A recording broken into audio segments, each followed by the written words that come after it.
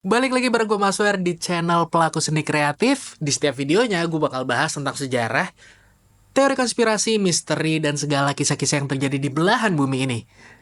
Kalau gitu, ya udah. Di sini aja kan lo udah terlanjur denger.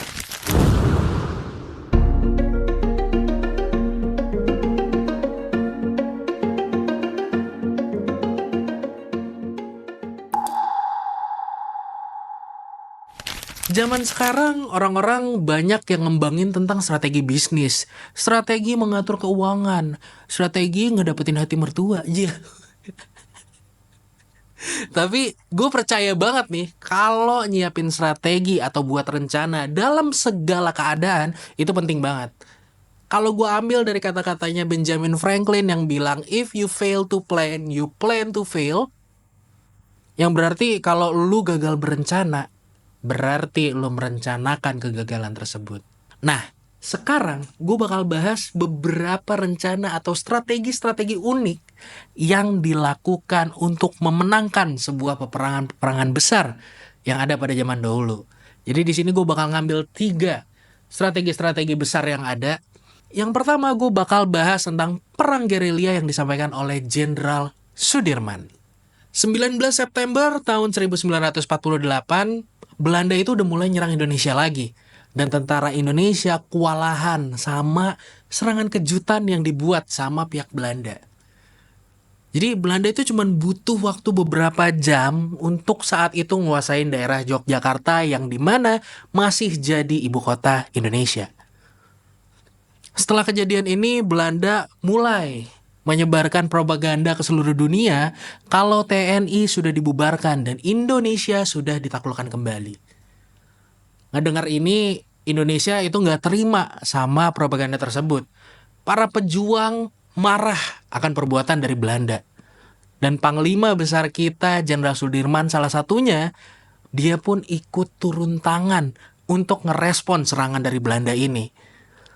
Bahkan walaupun di peperangan dia harus ditandu karena penyakit yang terus bertambah parah, tapi penyakitnya ini sama sekali nggak mademin semangat demi memperjuangkan Indonesia.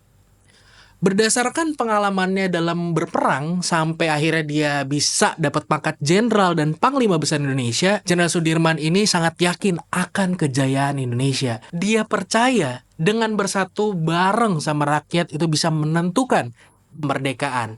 Akhirnya dari sini dimulailah taktik terkenal yang digunakan oleh Jenderal Sudirman, yaitu perang gerilya. Keadaan waktu itu, Jenderal Sudirman tahu nih, kalau Indonesia itu serba kekurangan dalam hal persenjataan. Jadi dia memutuskan untuk menggunakan taktik gerilya dan dianggap taktik ini taktik yang paling tepat untuk bisa meruntuhkan pertahanan Belanda. Dan akhirnya Jenderal Sudirman ngirimin surat yang isinya adalah strategi gerilya ke berbagai wilayah yang belum diduduki oleh Belanda saat itu.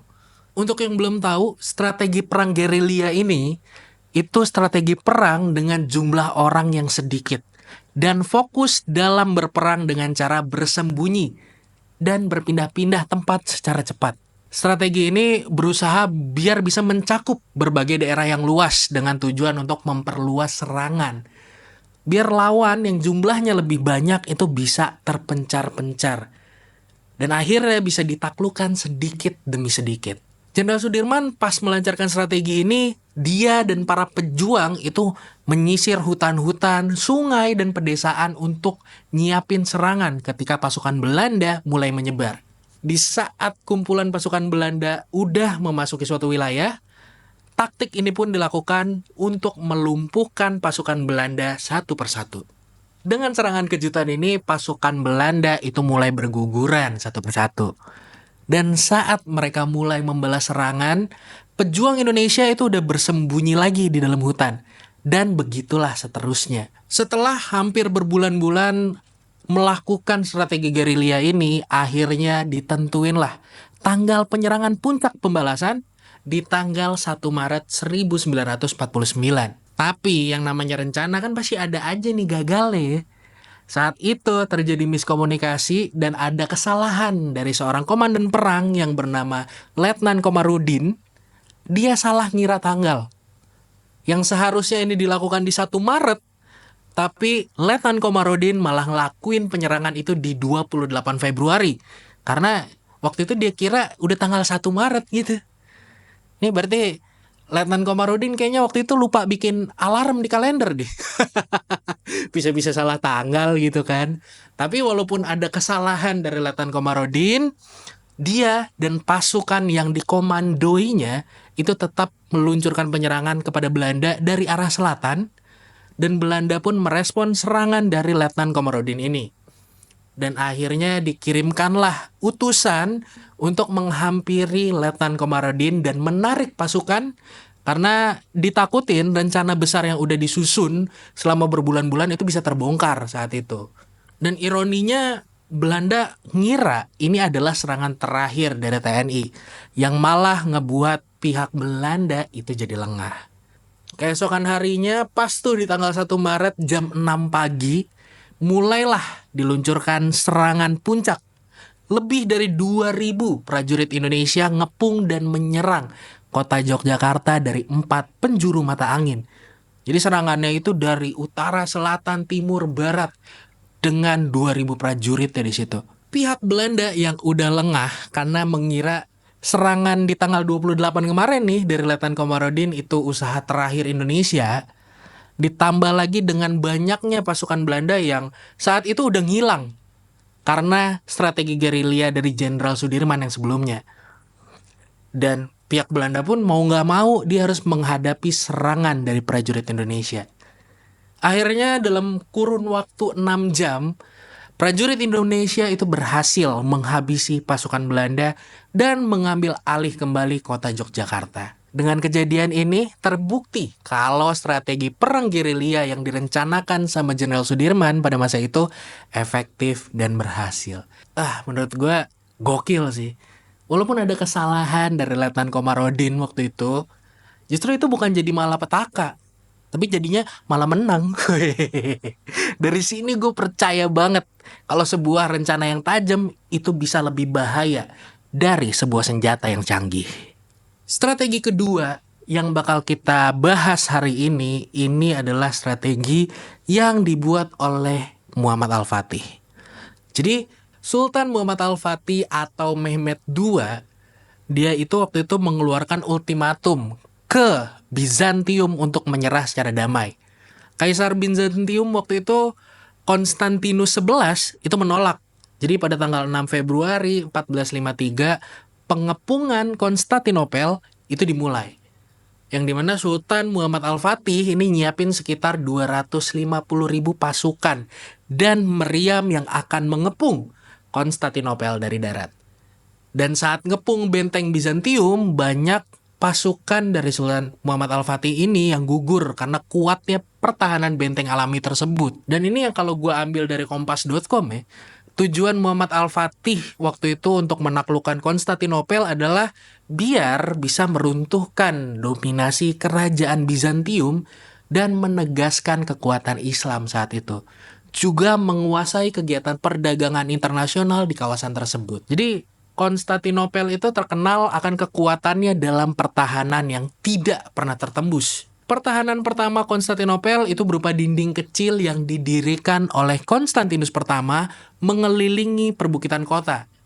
Selain itu ada tembok yang namanya Theodosian yang terdiri dari dinding ganda yang membentang sekitar 2 km.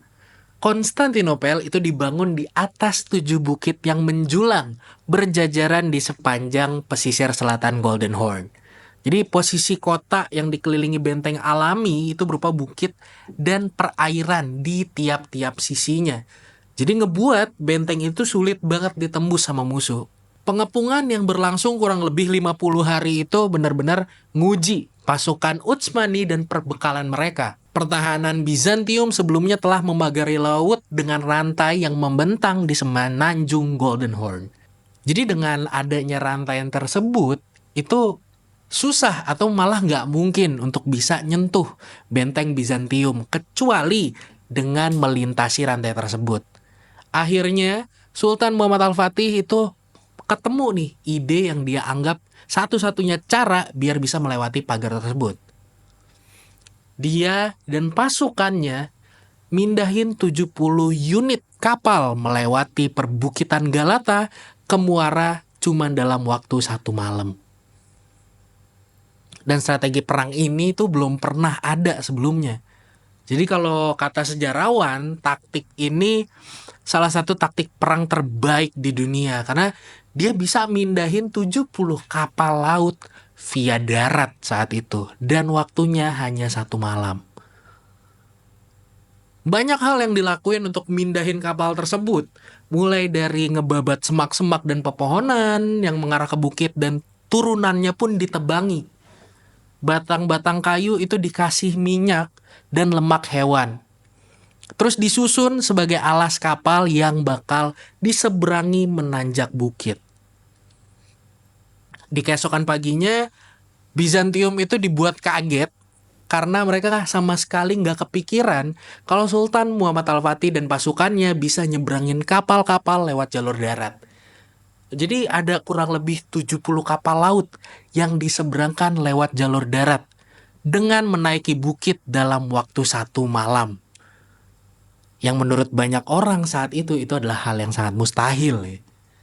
Keesokan paginya, Bizantium itu terkejut karena mereka sama sekali nggak ngira kalau Sultan Muhammad Al-Fatih dan pasukannya bisa nyebrangin kapal-kapal lewat jalur darat. Karena jumlah kapal ini kan ada 70 kapal laut. Makanya sebenarnya taktik ini dianggap mustahil, tapi itu bisa dilakuin sama pasukan Sultan Muhammad Al-Fatih dan mereka mindahin 70 kapal. 70 kapal dalam waktu 1 malam.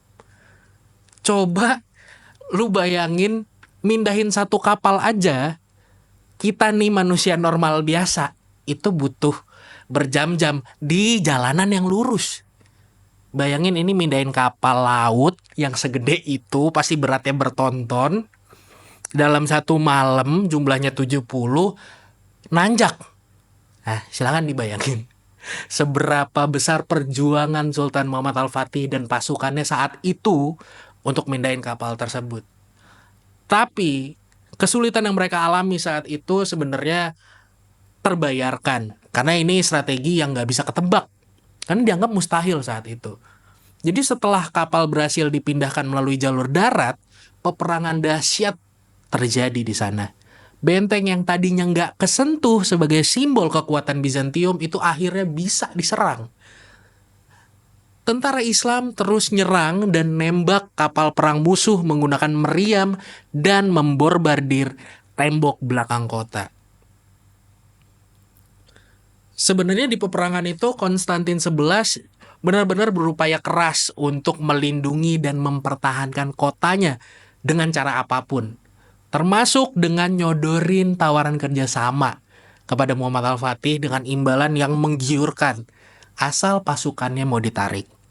Tapi saat itu Sultan Muhammad Al-Fatih nggak nerima tawaran tersebut. Dan akhirnya kerajaan besar yang berumur 11 abad itu pun jatuh ke tangan kaum muslimin. Dan pada tanggal 29 Mei 1453 Masehi, Sultan Mehmed II berhasil memasuki kota Konstantinopel dan sejak saat itulah dia dikenal dengan nama Sultan Muhammad Al-Fatih, sang penakluk Konstantinopel. Jadi benar-benar rencana yang gak terfikirkan saat itu. Tapi kalau misalnya kita bayangin kalau pohon-pohon yang disusun dibaluri minyak dan lemak hewan itu sebenarnya cara yang mempermudah untuk memindahkan kapal-kapal tersebut. Gue speechless sih jujur aja ya. Karena gue gak kebayang mindahin 70 kapal laut lewat darat. Kalau lewat air mah enak ya. Dan strategi terakhir ini adalah dinamakan Operation Mincemeat.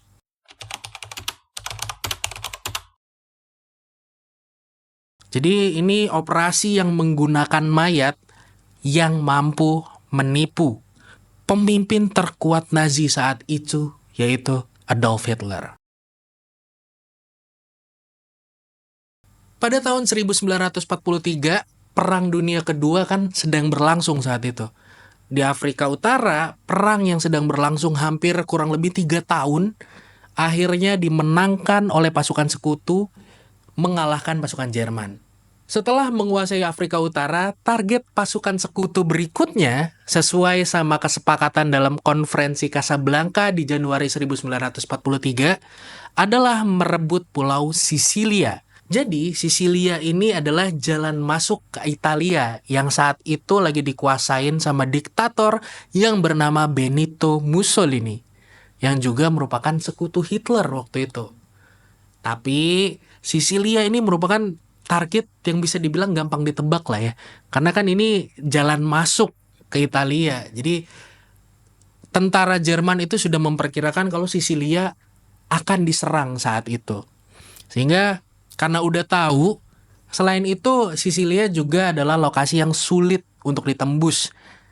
Karena dijaga ketat oleh Italia dan Jerman. Jadi sebenarnya kalau ngirim ratusan ribu pasukan langsung ke Sisilia, itu cuman bakal merugikan pihak sekutu karena bakal kehilangan banyak korban. Dan bahkan kekalahan kalau terjadi perang di sana.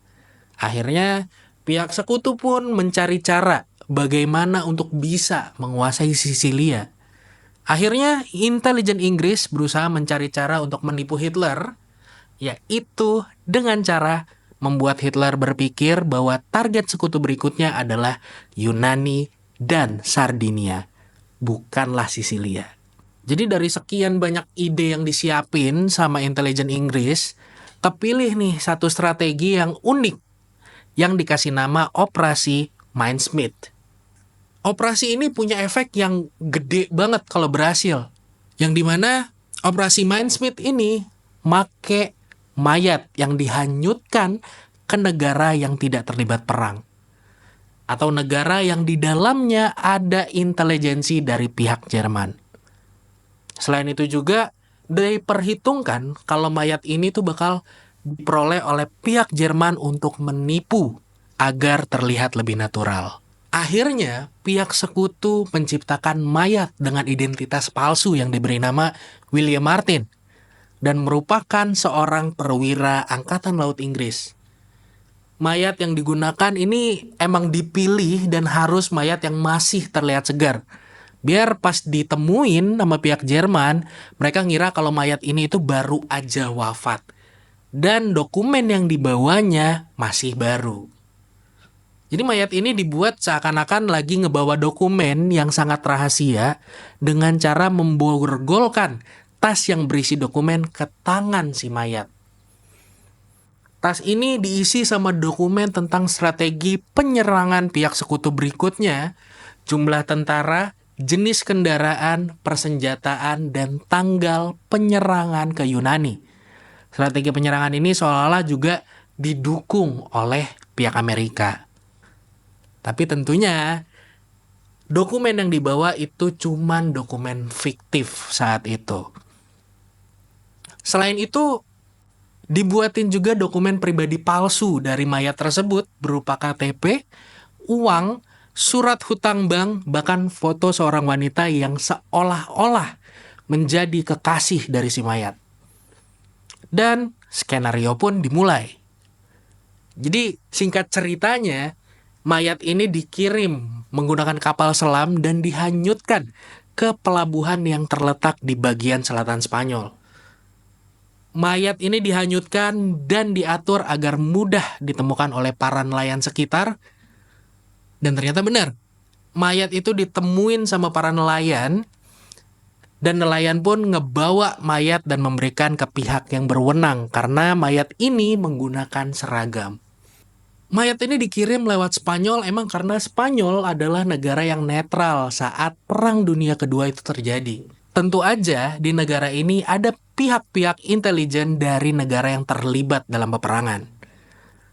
Pihak Inggris juga nyusun skenario dengan cara menghubungi intelijen mereka yang ada di Spanyol, tapi dibuat seolah-olah informasi ini mudah ditebak dan mudah disadap agar intelijen dari pihak Jerman itu tahu. Padahal dokumen yang dibawa dan mayat itu semua sudah direncanakan untuk diketahui oleh Jerman. Dan akhirnya setelah diketahui, pihak Jerman pun termakan dengan umpan ini. Dan kepala dinas rahasia Jerman coba membujuk pihak Spanyol untuk mendapatkan mayat tersebut. Akhirnya, setelah mayat itu berhasil didapetin, ditelitilah mayat ini oleh pihak Jerman, yang mana akhirnya informasi dari dokumen palsu ini sampai ke tangan Hitler. Dan pas diterima sama Hitler, dia benar-benar kaget karena ternyata serangan yang dilancarkan oleh pihak sekutu yaitu Yunani bukanlah Sisilia. Jadi Jerman itu udah ngira yang diserang tuh bakal Sisilia. Tapi dengan dokumen fiktif yang dibuat itu, dibuat seolah-olah serangan selanjutnya adalah ke Yunani. Yunani adalah pusat pertambangan industri untuk perang bagi Jerman. Setelah Hitler tahu hal ini, dia jadi khawatir kalau misalnya pasukannya cuma fokus di Sisilia dan Yunani diserang, nanti bisa-bisa bahaya untuk keberlangsungan perang untuk Jerman selanjutnya. Jadi Hitler mutusin untuk mindahin tank dan para prajuritnya yang berjumlah 90.000 orang dari Prancis dan juga sekitar 100.000 pasukannya dari Sisilia dan Italia itu dipindahin ke Yunani. Akhirnya di tanggal yang udah ditentuin dalam dokumen fiktif itu, pasukan sekutu tidak kunjung muncul di Yunani. Dan keesokan harinya, pihak sekutu yaitu Amerika dan Inggris menerjunkan sekitar 160.000 pasukan ke Sisilia. Dan akhirnya pihak sekutu di sini berhasil menguasai Pulau Sisilia dan menjadi pintu masuk untuk penyerangan di Italia. Benito Mussolini yang waktu itu menguasai Italia akhirnya bisa dijatuhin juga sama sekutu. Dan dengan strategi ini, peperangan besar yang memiliki kemungkinan kecil untuk menang bagi pihak sekutu ini menjadi sukses yang sangat besar. Hitler pun kalah telak dalam peperangan intelijensi yang dilakukan oleh pihak sekutu ini. Nah, dari 3 kejadian yang udah gue jelasin, ini yang pertama ada Jenderal Sudirman dengan strategi perang gerilya pertama di Indonesia. Walaupun waktu itu ada miskomunikasi di awal, tapi tetap bisa berjalan lancar. Fatal loh miskomunikasi itu, tapi masih bisa menang lewat komando Jenderal Sudirman. Ini nih baru jenderal. Yang kedua, strategi Muhammad Al-Fatih. Yang dengan ajaibnya dia mindahin 70 kapal laut lewat bukit. Kalau lu nih Bor, di posisi yang kayak gitu ya, kepikiran gak mau ngelakuin apa? Kalau gue nih, nyemplung. Yang terakhir, Operasi Mincemeat. Ini yang bikin strategi ini sutradara film atau gimana ya? Kepikiran gitu, sampai bikin mayat palsu, dikasih identitas palsu, sampai-sampai dicari foto cewek biar seolah-olah itu foto jadi foto pacarnya. Biar makin meyakinkan. Nah agak lain sih emang strateginya. Gue aja gak kepikiran, gak nyampe gitu otaknya ke sana. Dan itu tadi 3 strategi perang yang unik banget Bor. Kalau lo tahu strategi perang apa aja, boleh tulis di komentar di bawah. Dan jangan lupa like dan subscribe channel Pelaku Seni Kreatif. Gua Maswer cabut, see you on the next discussion.